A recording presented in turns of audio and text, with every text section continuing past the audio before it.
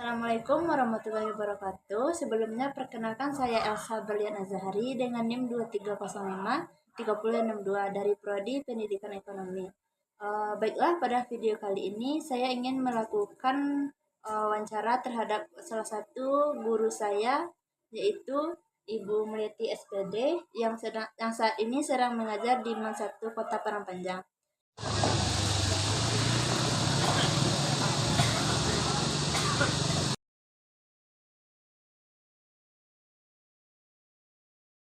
Pada video kali ini saya ingin mewawancari Ibu sedikit mengenai tugas mata kuliah saya, yaitu tentang psikologi pendidikan.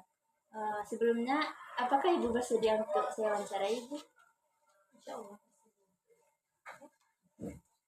Baik, Ibu, mungkin saya akan menanyakan beberapa hal terkait materi saya di mata kuliah psikologi pendidikan. Pertanyaan saya yang pertama yaitu, menurut Ibu, apa perbedaan utama antara pertumbuhan dan perkembangan dalam konteks pendidikan, khususnya pada siswa yang Ibu ajar gitu? Oke, baiklah. Di sini saya akan menjawab pertanyaan itu mengenai konteks pertumbuhan dan perkembangan di sekolah yang saya ajarkan. Nah, di sini sebelum masuk ke konteksnya itu saya sedikit menjelaskan itu ada yang namanya pertumbuhan, di mana di MAN 1 Kota Parangpanjang itu biasanya siswanya untuk perubahan fisik itu ada yang namanya tinggi badan, berat badannya secara perubahan biologis itu selama masa pubertas itu akan berlangsung. Nah, itu awalnya yang secara perkembangannya proses perubahan psikologis, emosional, sosial, spiritual, dan intelektual siswa itu bersifat kualitatif, di mana mencerminkan kedewasaan dan kemampuan berpikir baik secara bertindak. Nah, umumnya itu di MAN 1 Kota Parangpanjang itu perkembangan kognitif, kemampuan berpikir abstrak dan kritis, spiritual, pendalaman agama dan sosial interaksi dan tanggung jawabnya. Misalnya dalam perkembangan itu dia siswa mulai mampu berpikir reflektif dalam pembelajaran baik dalam etika maupun tingkah lakunya. Kemudian dalam implikasi pembelajarannya itu guru harus menyesuaikan jadwal dan metode pembelajaran agar tidak terlalu padat dan tidak terlalu membebani fisik siswa. Nah, itulah sedikit jawaban dari pengalaman saya yang biasa saya. Baik, Ibu, mungkin untuk pertanyaan selanjutnya, menurut Ibu, bagaimana pertumbuhan fisik siswa mempengaruhi proses belajar mereka di kelas?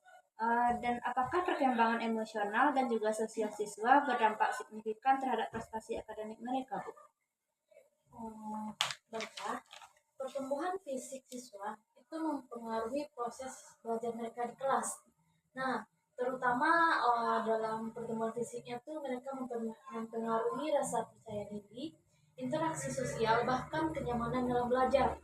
Nah, misalnya siswa yang mengalami perubahan suara biasanya atau jerawat yang bisa merasa dirinya itu tidak membuat dia percaya diri, sebaiknya siswa dengan perkembangan fisik itu cenderung aktif.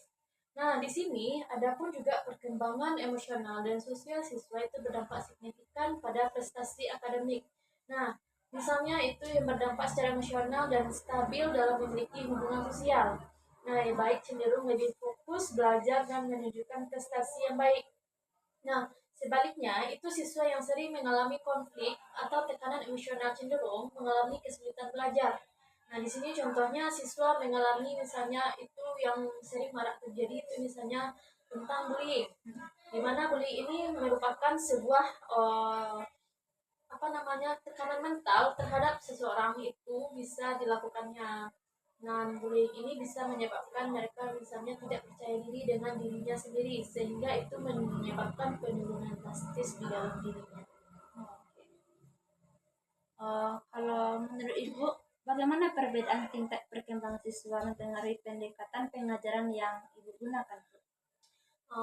Kalau tingkat perkembangan siswa itu mempengaruhi pendekatan pengajaran yang digunakan itu biasanya tergantung sesuai metode pengajarannya. Nah, mungkin untuk di tahap siswa yang awal itu ada yang namanya siswa itu kadang merasa dia konkret di dalam sebuah pembelajarannya itu itu bisa menggunakan metode secara langsung atau juga metode menggunakan alat.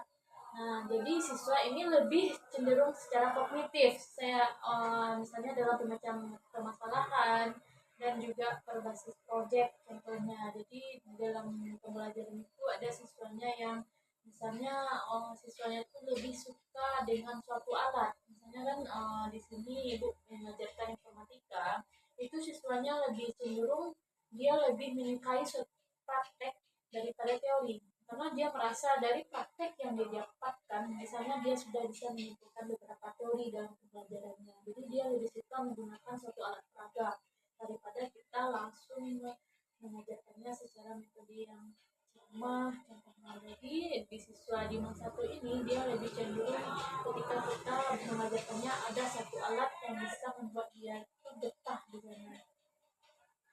Baik Ibu, mungkin untuk pertanyaan selanjutnya, menurut Ibu, bagaimana pemahaman tentang tahap perkembangan ini membantu Ibu dalam menyusun strategi pembelajaran, serta mengapa penting bagi guru untuk memahami tugas perkembangan siswa, dan juga jelaskan perkembangan pada masa remaja mempengaruhi perilaku siswa yang Ibu ajari.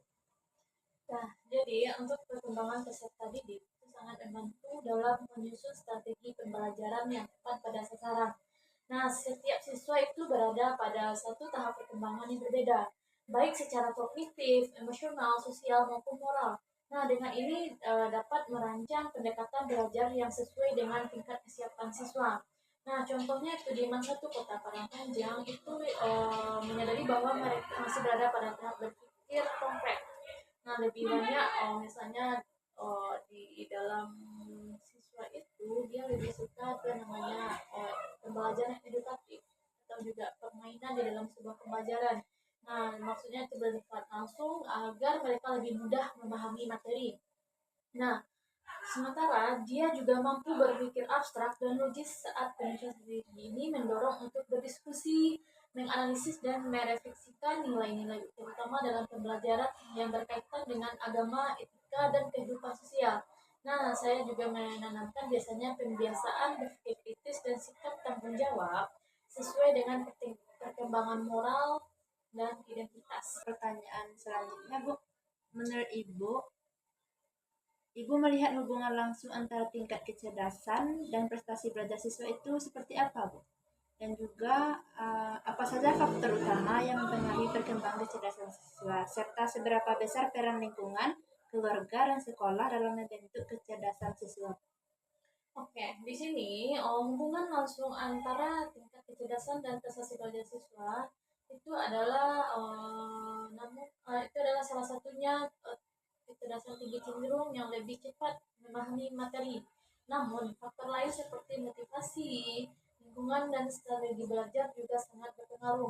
Nah, di sini faktor utama yang mempengaruhi perkembangan kecerdasan siswa itu ada yang namanya meliputi genetika, nutrisi, stimulasi lingkungan, pendidikan, dan interaksi sosial serta pengalaman belajar yang bermakna. Nah, di sini peran lingkungan, keluarga, dan sekolah itu sangat membentuk kecerdasan suatu anak. Karena keluarga yang support dan sekolah yang menyediakan stimulasi kognitif dapat mendorong perkembangan kecerdasan anak secara optimal. Baik, kita lanjut ke pertanyaan tentang bakat dan peran dalam belajar. Menurut Ibu, apa saja jenis-jenis bakat yang terlihat pada siswa saat mereka di sekolah? Nah, di sini di siswa itu banyak sekali terlihat bakat-bakat yang ada di dalam diri siswa itu. Nah, misalnya itu dalam bidang akademik, terlihat dari kemampuan berpikir logis, analitis, dan cepat memahami materi pembelajaran. Nah, misalnya tuh di masa satu pada panjang tuh misalnya ada olimpiade di sana nanti itu ada misalnya olimpiade sains, OSN dan juga KSN yang lainnya itu lebih cenderung mereka untuk lebih berpikir untuk kreatif. Nah, selanjutnya itu ada yang namanya bakat verbal dan juga bakat linguistik, di mana terlihat siswa yang mudah mengekspresikan ide melalui tulisan maupun lisan. Nah, mereka sering biasanya orang yang sering kayak gitu tuh orang yang biasanya unggul dalam pembelajaran, baik pelajaran bahasa Inggris, misalnya dalam pidato, debat, dan menulis itu biasanya dalam pembelajaran bahasa Indonesia. Nah, Selanjutnya di sisi lain itu juga ada beberapa siswa itu yang bakatnya tuh misalnya dalam bidang seni, termasuk seni rupa, seni teater dan juga dalam permainannya nantinya gitu. Nah di sini juga ada yang namanya bakat sosial atau interpersonal. Nah di sini maksudnya sosial ini dia lebih mudah untuk bekerja sama baik dalam kelompok maupun di dalam sebuah pemimpin. Nah, juga ada namanya bakat natural. Kalau natural itu pada tumbuhan dan hewan dan yang lainnya. Mungkin pertanyaan selanjutnya, Ibu, menurut Ibu, bagaimana peran keluarga serta lingkungan dalam menumbuhkan bakat anak, Bu? Nah, di sini peran keluarga dalam menumbuhkan bakat anak itu yang pertama itu menjadi pengamat pertama dalam pengembangan anak. Orang tua biasanya akan menyadari bahwasannya anaknya itu memiliki suatu bakat dan kecenderungan. Misalnya ketika dia kecil itu dari orang tua biasanya udah tahu apa sih bakat anaknya ini, terlihat dari karakter yang biasanya dia lakukan. Nah, yang kedua itu biasanya di sini memberikan dukungan emosional dan juga motivasi. Nah, di mana siswa ini harus memiliki dukungan baik di dalam moral agar percaya diri dalam mengembangkan bakatnya. Kemudian harus ada dukungan dari orang tua agar anak tersebut merasa di dalam dirinya yang punya bakat itu merasa dihargai oleh orang tuanya dan termotivasi untuk terus belajar. Nah, yang ketiga itu biasanya kalau seorang anak siswa misalnya itu ketika dia mempunyai suatu bakat, nah dari kita tuh biasanya menyediakan sebuah fasilitas yang berguna untuk nanti mengembangkan bakatnya. Jadi dengan fasilitas atau sarana yang dia punya, dia bisa lebih mengembangkan bakat yang ada di dalam dirinya. Yang keempat itu biasanya yang keempat tuh bisa memberikan waktu dan kesempatan, di mana orang tua harus bisa memberikan waktu dan ruang untuk bereksplorasi agar tidak membatasi aktivitas siswa itu tidak hanya terbatas pada suatu hal akademis, tetapi orang tua harus juga mendukung kegiatan baik yang berupa kegiatan ekstrakurikuler maupun intrakurikuler nantinya. Dan selanjutnya itu menanamkan sikap positif terhadap proses pembelajaran. Nah, bakat tidak akan berkembang jika tidak dilatih, dan di sana peran siswa sangat dinilai. Kemudian dari keluarga harus konsentrasi dan kesabaran kepada siswa. Baik, Ibu, mungkin pertanyaan selanjutnya, menurut Ibu, bagaimana membedakan antara kelelahan belajar dengan kejenuhan saat belajar? Apa saja ciri-cirinya? Nah, di sini kelelahan biasa dan kejenuhan dalam pembelajaran itu biasanya yang bersifat fisik, seperti rasa lelah beraktivitas seharian. Hal ini dapat diatasi dengan istirahat atau relaksasi. Sementara kejenuhan belajar lebih bersifat psikologis dan emosional, di mana siswa merasa bosan dan kehilangan minat terhadap materi yang diajarkannya. Biasanya kejenuhan ini biasa terjadi meskipun siswa tidak terlalu lelah secara fisik, karena mereka merasa tidak ada tantangan baru atau merasa materi yang diajarkan itu monoton. Nah, biasanya ciri-ciri siswa yang mengalami kejenuhan dalam pembelajaran itu terlihat di dalam bau wajahnya. Itu siswa terlihat kurang fokus atau malas mengikuti pembelajaran. Itu adalah salah satu ciri siswa mengalami kejenuhan dalam pembelajaran. Yang kedua, mereka mulai menunjukkan perilaku yang mengalihkan perhatian, seperti berbicara sendiri atau bermain ponsel. Nah, selanjutnya mereka mengeluh dan tidak antusias saat ditanya tentang materi pembelajaran. Selanjutnya itu siswa cenderung pasif dan tidak berpartisipasi dalam diskusi atau aktivitas di kelas. Kemudian mungkin juga menunjukkan gejala kelelahan emosional seperti mudah tersinggung dan hal yang lainnya. Nah, di sini faktor yang dapat menyebabkan siswa itu merasa jenuh itu biasanya pelajaran yang monoton atau terlalu repetitif tanpa bervariasi. Selanjutnya itu materi yang dianggap tidak relevan atau tidak menarik bagi siswa. Selanjutnya tidak ada tantangan atau kesempatan untuk eksplorasi atau beraktivitas. Selanjutnya itu ada yang namanya ketidakberagaman dalam metode pembelajaran yang digunakan. Dan selanjutnya itu ada yang namanya tugas yang terlalu banyak sehingga menimbulkan perasaan kewalahan dan juga kurangnya interaksi sosial siswa itu di dalam kelas. Lalu menurut Ibu, bagaimana strategi agar mencegah kejenuhan belajar dan itu? Nah, strategi yang dilakukan untuk mencegah kejenuhan itu mencoba untuk mendefiniasikan metode pembelajaran seperti menggunakan media pembelajaran interaktif, permainan edukatif, atau diskusi kelompok. Di sini saya juga memberikan variasi dalam bentuk kegiatan belajar seperti presentasi, kemudian mengasihkan proyek pada siswa, itu yang dapat merangsang kreativitas siswa. Dan kemudian biasanya sering memberikan tantangan-tantangan kecil yang relevan dalam kehidupan sehari-hari agar mereka lebih terhubung dalam materi pembelajaran yang diajarkan. Nah, biasanya ketika melihat siswa menunjukkan tanda-tanda kejenuhannya itu, siswa biasanya mencoba untuk mengubah pendekatan pembelajaran seperti memberikan istirahat sejenak, dan mengubah aktivitas yang sedang dilakukan, atau memberikan tugas yang lebih menarik. Kadang juga saya mengajak siswa untuk berbicara mengenai apa yang mereka rasakan dan mendengarkan keluhan mereka. Ini adalah salah satu solusi yang tepat untuk bisa memahami agar mereka tidak merasa jenuh. Lalu apa menurut Ibu? Ibu pernah menerapkan pendekatan behavioristik dalam kegiatan mengajar, Ibu, dan bisa berikan contoh konkretnya? Nah, dari belajar behavioristik itu berfokus pada hubungan antara stimulus pasangan dan juga respon. Nah, biasanya itu berperilaku dapat mempelajari melalui pendengaran, misalnya disosialisasikan, kemudian menyematkan konsep perilaku yang dipelajari dan dimodifikasi melalui penguatan dan penguatan positif dan negatif berperan dalam memperkuat atau mengurangi suatu perilaku. Nah, di sini prinsip dasar behavioristik itu prinsip dasarnya itu ada namanya penguatan positif. Nah, di mana penguatan positif memberikan hadiah atau imbalan untuk memungkinkan perilaku yang diinginkan.